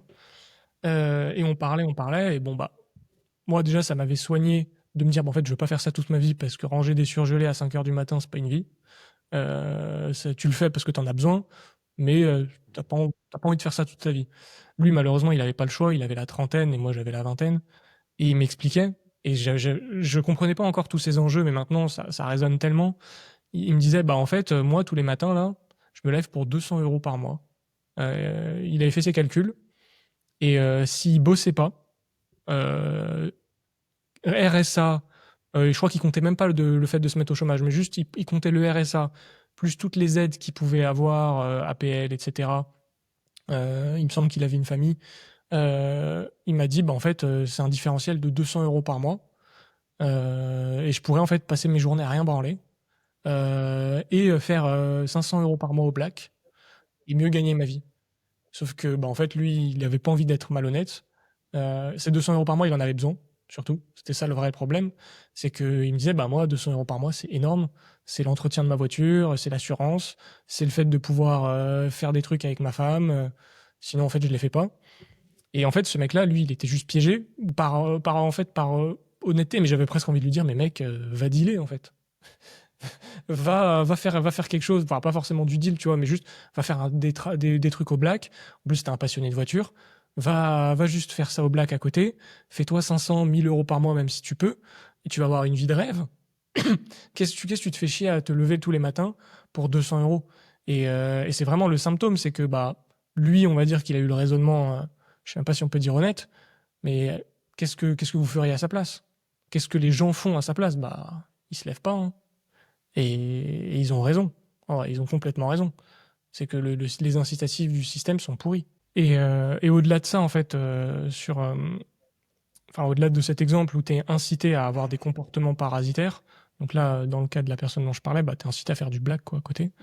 Le cas des traders, c'est aussi, et encore une fois, je vous redirige vers la vidéo qu'on a fait avec Théo Mogenet sur le shadow banking, sur en fait la financiarisation de l'économie. Et aujourd'hui, en fait, les boîtes cherchent beaucoup plus à faire des profits financiers que des profits d'exploitation. On avait le cas de Starbucks, par exemple, qui est un excellent exemple. Ce qui fait que dans ce cas-là, bah ouais, le trader, il est hyper utile et il est central. Parce que bah, c'est lui qui va te générer du profit financier. Et c'est pour ça que ce métier est aussi bien payé, est aussi en vogue, etc. C'est parce que bah, aujourd'hui, dans une économie financiarisée, c'est hyper utile. Mais ça, c'est pas ce qu'on défend, hein, évidemment. Ouais, Euh, non, c'est vrai que tu as tout à fait raison. Je pense qu'avec une orthodoxie monétaire et, euh, et un monde avec beaucoup moins de fiat, je pense que le boulot de trader, il aurait rien à voir. Genre, ouais, t'aurais beaucoup moins de choses à faire. Bah déjà, rien que le change entre les monnaies, bah, il y en aurait quasiment plus. Donc, t'enlèves déjà au moins, je pense que ça va être monstrueux le nombre de traders déjà qui sont là-dessus. Et puis après, bah, tous les effets de levier, les risques que tu prends, je pense que les marges que tu ferais, elles auraient rien à voir. Donc, ouais, ouais, c'est vraiment ce système en fait qui crée ces jobs un peu parasitaires. ouais, complètement. Et c'est pour ça que c'est toujours pas chiant parce qu'ils prennent les bons exemples. C'est que là, du coup, ils prennent l'exemple du trader et on peut presque être d'accord. C'est juste qu'on n'est pas du tout d'accord sur l'analyse et les solutions. C'est que eux, en fait, ils veulent enfin, dire aux traders de partir, alors qu'en fait, il faut juste repenser le système sainement, retirer l'État, et en fait, le métier de trader va s'assainir tout seul, quoi. Mais bon, Mm. ça, ils ont pas Et c'est compris. et c'est là que Bitcoin, c'est un bon cheval sur lequel on a envie de Ouais, miser. C'est que, en fait, naturellement, tu pourrais au fur et à mesure assainir le système parce que tu ramènerais un peu d'orthodoxie monétaire. Et, euh, et c'est juste de l'opt-in en plus. C'est juste les gens sans les obliger, sans faire des taxes, sans les, les faire monter la température ou quoi que ce soit. Au final, c'est eux qui font monter la température pour nous pousser vers Bitcoin. Et c'est une super échappatoire. Parce que d'un coup, ouais, tu t'affranchis de ce système, tu fais OK, bah amusez-vous avec vos conneries, moi je joue de mon côté. C'est ouais. magnifique. Ouais. C'est pour ça qu'on ne cesse de vous en parler. C'est un excellent outil que tout le monde doit s'approprier, mais c'est vraiment une question de. Pour moi, c'est presque une question de survie maintenant, hein. C'est Mm. c'est indispensable. Et en parlant de Bitcoin, bah, le pont est assez bien choisi parce que du coup, il y a Eric Larchevêque qui a réagi à ce post et j'ai trouvé son post assez intéressant. Euh, et en fait, lui, bah, ce qu'il met en avant, c'est quoi? Ils ont qu'à partir, mais derrière, bah, ouais, vous allez compter les faillites et les chômeurs. Euh, qu'il souligne, et à juste raison, que c'est eux qui financent l'État nounou que lui-même vénère et que lui-même, dont lui-même est payé, hein. que 1% des contribuables payent 25% d'impôt sur le revenu. Alors en plus, ça, même Eric, il a fait la bêtise, c'est qu'il a repris leur rhétorique de seulement considérer l'impôt sur le revenu, alors que l'impôt sur le revenu, c'est pas ce que les plus riches payent. C'est généralement plutôt la flat tax et les impôts, enfin, toutes les taxes sur le capital qui sont colossales parce que les riches ont du capital plus que du revenu en tant que tel. Mais même dans ce cas-là, ce qu'il dit, c'est hyper pertinent. Si tu vires les 1% de contribuables qui payent les 25% d'impôt sur le revenu, l'ambiance, elle va commencer à être bizarre. Hein. Et quelles ont elles Ouais, mais vides. c'est pour ça qu'il a aussi eu la présence d'esprit de rajouter, on pourra aussi les ponctionner avant qu'ils partent, tu vois, leur prendre leurs capitaux. D'où Ils sont l'intérêt pas d'avoir cons du non plus. Bitcoin. Hein. D'où l'intérêt d'avoir du Bitcoin, c'est que là, bon courage pour vous le prendre, va falloir vous prendre vous avec, quoi. Là, ça commence à faire beaucoup de gens à déporter, tu vois, c'est compliqué. Alors que quand c'est prendre ton compte, enfin saisir sur ton compte bancaire, l'État, ça il sait faire. Saisir tes actifs immobiliers, c'est cadeau. Même tes actions, etc. Si c'est détenu dans des banques françaises, derrière, il y a toujours des recours. L'assurance vie, c'est un régal. Donc, Mm. Ouais, et donc c'est pas n'importe quel type de Bitcoin, hein, c'est du Bitcoin en propre. bien C'est sûr. tu l'as sur ta clé, t'es pas sur un Binance, genre tu gères tes propres fonds, t'as ta clé privée et t'essaies de pas avoir trop ton nom associé. Ouais. Au mieux. Après, il parlait aussi de l'impôt sur la fortune, qui est un impôt qui a pas été testé que chez nous. Hein. L'impôt sur la fortune, donc en gros, c'est les riches qui payent un pourcentage de leur capital. Et il disait, ça a coûté 200 milliards d'euros de fuite de capitaux. Bah oui, évidemment, dès que tu commences à taxer le capital, bah, les gens se barrent pour pas le payer. Maintenant, il a été transformé en IFI, donc impôt sur la fortune immobilière, qui est pareil, voire pire. Et donc oui, il a complètement raison là-dessus. Il rappelle que les riches ne sont pas le problème et que ce qui fait tourner l'économie, c'est entreprendre, investir et innover. Et j'aime beaucoup sa dernière phrase. Et d'ailleurs, on devait le recevoir en début d'année, ça s'était pas fait, mais on va le réinviter. C'est sa dernière phrase, c'est voilà ce qui fait tourner l'économie, pas les fantasmes égalitaires d'un marxiste hors sol. Et il a tout résumé, c'est que c'est vraiment du fantasme égalitaire, et le mec n'est rien d'autre qu'une merde marxiste. Il y a vraiment pas d'autre façon de les nommer. Et j'aime bien, moi j'aime bien ses prises de position en ce moment à l'archevêque. Je trouve qu'il dit déjà des trucs très sensés. Il milite aussi en faveur du port d'armes. Donc je trouve qu'il a vraiment des positions pour le coup vraiment de rupture avec ce qu'on peut entendre de la part de politiques, parce que les politiques ils manquent quand même pas mal de courage, ils vont jamais parler des armes. Euh, donc je le trouve assez bon, et j'ai l'impression que son discours a de la portée. Alors il se fait massacrer dans les commentaires, hein, évidemment. Euh, Par exemple là, c'est faux. L'entrepreneur que vous êtes vole le travail des autres. Vous mettez votre fric, bossez sur une ligne et après c'est du bénéf. Les employés travaillent et vous prenez le bénéf. Sans vous, un autre prendra votre place, c'est tout, et s'enrichira à votre place. Ça Bon, va qu'il se fait ratio violemment. ouais, non, mais c'est d'une violence. À Bah, de toute chaque façon, fois. il ratio tout le monde. Hein. Ouais. C'est d'une violence. Et j'avais comme ça répondu aussi à un débile marxiste, là, je crois que c'était dans un des posts comme ça, où tu sais, le mec avait fait un mème où il disait euh, donner 30% de son salaire à l'État, genre en gros le dilemme du libertarien, donner 30% de ce que tu gagnes à l'État ou genre donner 500% de ce que tu gagnes à ton patron. Parce que en fait, c'est des fous furieux. Hein.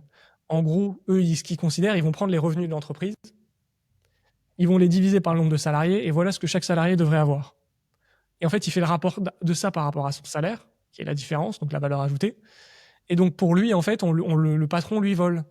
Et donc, sauf que, en fait, en l'exprimant comme ça, je trouve que c'est le meilleur contre son camp possible, parce que tu dis que ton patron vole plus que ce que tu produis. Et en fait, tu démontres qu'il y a bien du coup une valeur ajoutée, parce qu'en fait, pour qu'on te vole 500% de ce que tu produis, donc plus que 100%, il faut bien qu'il y ait quelque chose en plus derrière. C'est la valeur ajoutée apportée par l'entrepreneur. Et donc toi, en fait, tu touches bien 100% de ce que tu devrais avoir. Ce qui est... parce que si l'entreprise génère 500 et que tu touches 100 de salaire, pour générer les 400 supplémentaires, c'est que ça, en fait, ça va. Alors, c'est pas exactement Ouais, comme c'est ça, un peu mais, circulaire le truc là. Mais mais je trouve que ça démontre quand même pas mal que il y a plus qui est produit à la fin, donc c'est qu'il y a bien quelque chose qui se passe et que c'est pas juste ta ouais, production. mais le problème, c'est que le salaire, il est d'une manière arbitraire. Oui, bien sûr. Donc, Bah, en il est fait, arbitraire, mais quand même. non, mais c'est justement leur point de dire qu'en fait, il est mal calculé, qu'il devrait être, que la somme devrait être égale au Oui. profit. Oui, mais ce que je veux dire, c'est que Ouais, du coup, tu le peux. problème, c'est leur vision de voleur, quoi. C'est qu'en permanence, pour eux, il y a un exploitant, quoi. C'est un système d'esclavagisme. Ouais. Bah, et puis surtout, il y a quand même dans le fond, il y a quand même une énorme différence, c'est que le salaire que ton patron, il te le paye. L'État, il te le ponctionne, les 30% que tu lui donnes. Il y a quand même une grande nuance, c'est qu'il y en a un, d'un côté, il te paye, que tu juges ne pas être ta juste valeur. De l'autre côté, on te le prend et on te le rend pas. C'est quand même Ouais. pas la même chose. C'est toujours l'histoire de choix, quand même. En plus, Dans, c'est dans vrai que un dans un cas, cas, t'as le choix. t'as le choix d'aller choisir une entreprise. Bon, ils vont te dire que t'as jamais le choix, hein. Que de toute manière, elles se sont toutes mis d'accord, elles ont parlé entre elles avant pour dire voilà, toi on le prend pas, lui on te le laisse. C'est comme la vidéo qu'on avait vue là c'est quoi le truc, le diable positif? Ouais, Qui était cringe cette vidéo en plus, où ouais, tu voyais horrible. les patrons là, qui avaient tous des cornes et qui parlaient entre eux pour dire voilà, à chaque fois qu'il y a un mec qui a fait une bêtise, on va tous le dire et puis maintenant il sera plus jamais recrutable. Mais on sait très bien que ça se passe pas comme ça et qu'il y a une infinité de boîtes, tu peux même changer de pays. Bon après voilà, ça devient des mesures radicales, mais il y a quand même beaucoup de choix et c'est toujours largement supérieur à l'unique choix d'un unique gouvernement dans son pays. Et pire que ça, parce qu'au final, le gouvernement, t'as beau changer à chaque fois, genre, y a rien qui change chaque année. Ça s'empile un petit peu, mais c'est pas en changeant, en allant voter quelqu'un d'autre que d'un coup tu vas avoir un changement drastique qui va faire que tes opportunités vont vraiment changer. À part si tu es vraiment tout en haut de la pyramide, là oui, ça peut avoir peut-être des conséquences, mais toi en bas, bah, ça suit son chemin, quoi. Mhm. Ouais, c'est ça. Et là, il y a un commentaire qui me fait mourir de rire. Je suis obligé de vous le lire. Un mec qui lui dit partez donc, quand on aura renversé ce système capitaliste de merde, on ira vous chercher aux confins du monde, par la peau du cul, et on vous prendra jusqu'au dernier centime avant de vous laisser pourrir en prison pour le reste de l'éternité. C'est fort, hein. Et bon, la réponse de l'archevêque, j'adore. Rafler, dépouiller, déporter, ça va, Adolphe. Il faut arrêter le délire fanatique type Mein Kampf. Fais voir les réponses en dessous parce que c'est énorme. C'est énorme. Et lui, il lui répond oh, ouais, la rhétorique, elle est bonne. Par contre, l'échange est marrant. Voler, piller, tricher et mentir, ça va, Madoff. Il faut arrêter avec ce ouin-ouin incessant dès qu'on vous demande de payer votre juste part d'impôt. N'importe quoi. Bon, au moins, le mec est marrant. Mais là, le mec, vous trouvez peut-être que ce qu'il dit, voilà, c'est pas représentatif. En vrai de vrai, promenez-vous un peu sur Twitter de manière générale. Vous verrez que les gens pointent tout le temps la même chose, hein. Le système capitaliste, vous payez pas votre juste part d'impôt. Ça, c'est un truc que je n'en peux plus d'entendre. Votre juste part d'impôt. C'est en fait à partir du moment où il est attesté que tu ne fais pas de la fraude, c'est-à-dire que tu ne payes pas ce qui aurait dû être payé factuellement et que c'est juste de l'optimisation ou quoi, c'est que c'est juste, hein. Il y a un moment, faut quand même au moins mettez-vous d'accord entre vous. Moi, je réfute la notion d'impôt de manière générale. Donc c'est encore un autre débat. Mais si on part du principe qu'on doit s'acquitter des impôts qu'on doit, optimiser ses impôts, c'est payer sa part juste. C'est un devoir moral de payer le moins possible d'impôts dans le respect de la loi. Donc c'est même ça. Et encore une fois, tu vois, c'est ça qui m'énerve, c'est qu'ils tronquent les définitions des mots. C'est pas la juste part d'impôt. Non, c'est celle que moi j'ai décidé que tu devais payer parce que il faut bien financer mon RSA et mon chômage. Bref, et je vous invite à lire les commentaires, ça vous ramène vers le réel, je trouve. Moi, c'est mes petites doses, c'est pour ça que je vais sur Twitter maintenant. Ça me rappelle un peu qu'on vit quand même dans un pays dégénéré. Après, bon, voilà, c'est toujours des chambres d'écho, que ce soit dans un sens ou dans l'autre. Mais une petite dose de réel de temps en temps, ça fait pas de mal. Et là, je peux vous Mais dire, ouais, c'est un shot. ça me revient, mais en fait, ils ont toujours la vision du gâteau fixe. Et donc, à chaque fois, en fait, si toi, tu fais davantage et que tu gagnes plus sur le territoire, ça veut dire qu'en fait, il faut vraiment que tu redistribues euh, bah, quasiment l'essentiel de ce que tu as gagné, parce qu'au final, sinon, tu l'as pris à quelqu'un. Mm. Et genre, il y a jamais eu création. y a pas d'avantage d'un coup qui a été produit, des ressources qu'on a réussi à exploiter de façon efficiente, qui d'un coup sont devenues consommables. Parce qu'il faut un moment qu'il y ait un travail humain en fait pour, je sais pas, prendre la ressource qui est disponible et la rendre disponible. Elle est dans son état naturel et d'un coup on l'exploite pour la rendre disponible au marché. Et là d'un coup il y a une idée, il y a une exploitation, il y a une mise en place. Et pour eux en fait ça vaut jamais rien. Ou Ouais. en fait c'était disponible, c'était une idée qui était là, que le public aurait dû s'emparer de ça. S'il l'a pas fait, c'est parce qu'il y a une entreprise qui s'est accordé les droits et qui a volé la collectivité. Et donc, à un moment donné, il faut que l'État intervienne pour prendre tout ce qui a été volé par cet individu. Mhm. C'est, c'est une vision des choses. Et en plus, ça grandit bien avec la religion Gaïa.